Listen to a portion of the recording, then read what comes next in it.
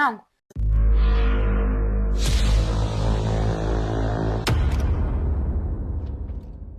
Mume wangu. Vipi kwani?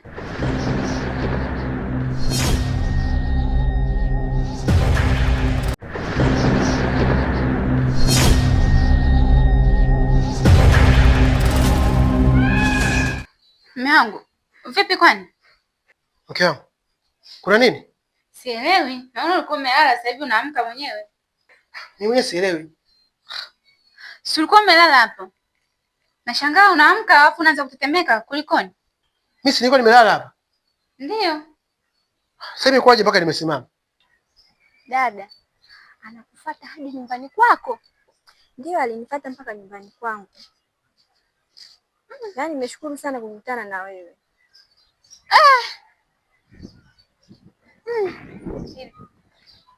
Yaani nakusisitiza, nenda nyumbani kwako, kakaa naye chini, ongea naye vizuri.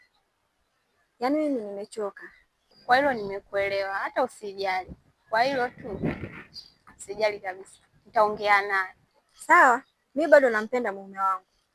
Kwa hiyo mimi sitaki ugombanishi. Yangu ni hayo tu. Kwa hiyo mimi naondoka. Usijali dada, asante.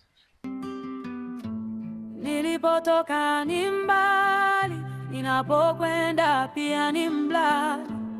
Mungu wangu. Au ndio mauzauza tayari? Mimi mwenyewe sielewi. Yaani ninajiona kama nimechanganyikiwa. Yaani nilikuwa nimelala vizuri hapa najuta nimesimama. Hebu msema kwanza. Mke wangu, mimi mwenyewe nahisi kuna mauzauza huko ndani. Kumekucha, twende tukale. Yaani hapa mpaka usingizi umeisha. Hebu twende kwanza tukale. Anapole sana mama, kabuka sio ye.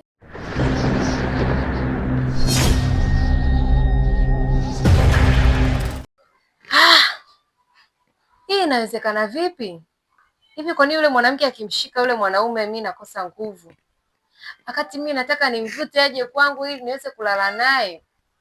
Hao yule mwanamke na yeye ni mchawi. Ina maana kuna kitu kinaendelea ambacho mimi sikijui. Nadhani kuna kitu kinaendelea na inabidi nijue. Nianze kwanza na yule mwanamke. Kwa sababu mimi nataka yule mwanaume nimchukue nimlete kwangu ili niweze kulala naye. Sio mimi nafeli wapi. Lakini nashangaa nimeishiwa nguvu. Ila dawa yake iko jikoni. Hapa inabidi nianze na yule mwanamke kwanza. Huenda na yeye anaweza akawa na nguvu za ziada. Sipata na yeye anazitaka maisha yangu. Anayataka hayo nilivyozichuma.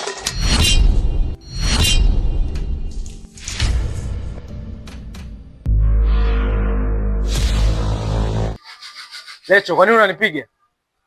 Hivi Lamso, umeamua kunisaliti si ndio? Kukusaliti? Na nimekusaliti na nani? Na ni wapi? Nakijua kila kitu ulichokifanya kule nje. Yule dada unamsumbua hadi unamfuata nyumbani kwake. Unajua mke wangu nashinda kukuelewa. Yaani nimetoka huko nakuja hapa napokelewa na kofi. Mara nakusaliti. Sasa hizi tena unaniambia kuna mwanamke namfuatilia nimeenda hadi kwake. Hizi taarifa umezitoa wapi? Kumbe unalijua hilo halafu unajizima data, si ndio? Karibu dada. Asante. Leo ndo nakuja kwenye kuhusu mpango wa kazi? Ndio. Basi sawa, ngoja nimwite mume wangu. Maana mimi siwezi kupa kazi kabla ya mume wangu. Sasa Nilivyozipata na yeye anazitaka maisha yangu. Anayataka hayo nilivyozichuma na meza. Bila kutafuna mke mdogo. Hapana mke wangu. Alafu kitu usichojua mke wangu, mimi huko mtaani wananigombania wenyewe. Wananitongoza. Na licha haya yote sijawahi kukusaliti hata siku moja. Wewe unajua jinsi gani mimi nakupenda. Kile ninachokihitaji kwako nakipata, nakula, navaa. Naanzaje kwenda kumtongoza mwanamke mwingine pembeni? Lamso, ninapokuachia nafasi, unaona kama unanivuka mipaka afu unaota mapembe, si ndio? Hapana mke wangu, sio hivyo. Hii yote ni wivu. Nadhani watu washaona jinsi gani sisi tunapendana mimi na wewe mke wangu. Wapi tumetoka na wapi tulipo. Kwa wivu umewajaa ndio maana wanaanza maneno ya uchonganishi ili kutugombanisha mke wangu. Upaswi kuwa hivyo. mdogo, mke mdogo, mke mdogo,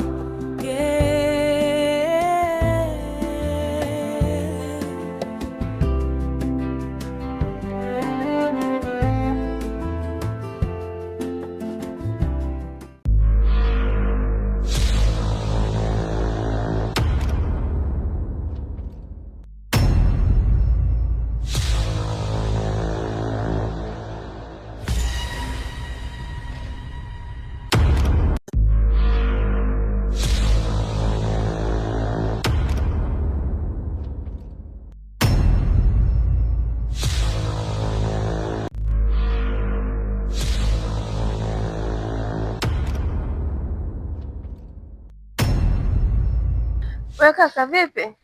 Mbona unapigana vipushi barabarani? Shida nini? Samahani dadangu, nilikuwa naongea na simu. Samani gani wakati unapita barabarani uangalia hata mbele? Kama unavyojua dadangu, mambo kidogo ni mengi. Alafu naomba nisamehe tu. Mbona nyoka kaka kisho mnakuwa mnadharau kiasi hicho? Mnadharau watu au kwa sababu mna hela? Lakini dada, haya mambo yote yanatoka wapi? Si nimekuomba samahani jambo dogo tu.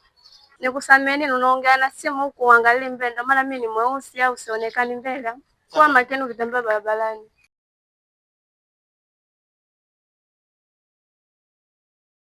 Hawa wanawake Waswahili wana shida gani? Mimi mgonga bahati mbaya tu. Maneno yanakuwa mengi, si wanaume akishua, si nini na nini na nini. Haya mambo akishua yote yanatoka wapi? Si mtu naomba samahani anaisha. Sema hii dunia ndio.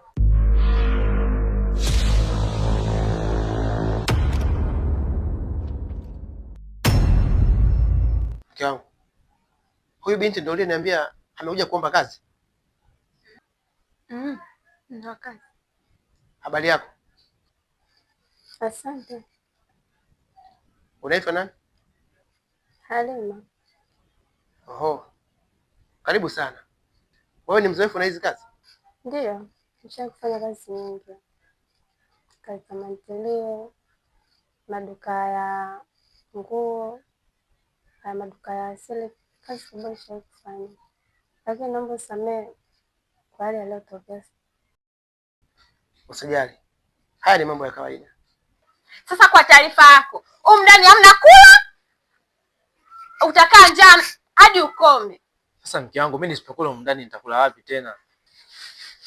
Utajua mwenyewe unavyoenda kula. Hebu toka hapa.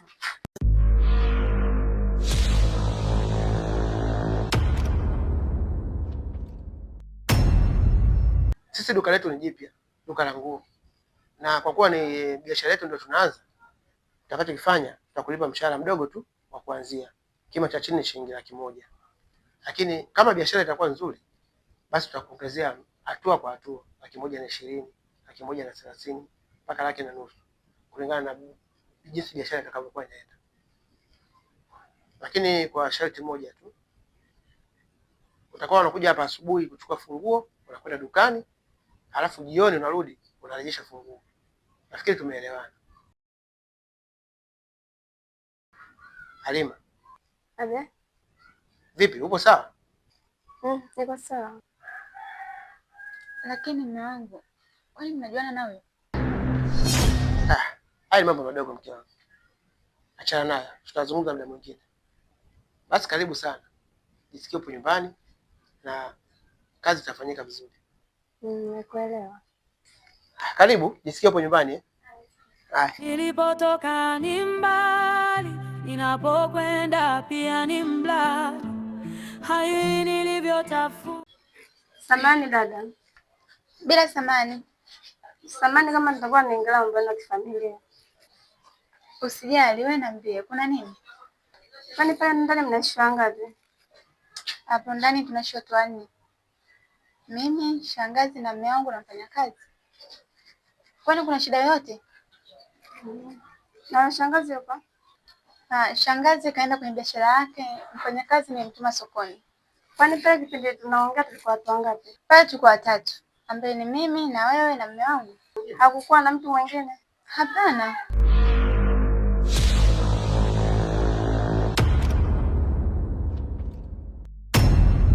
Kuna shida yoyote labda?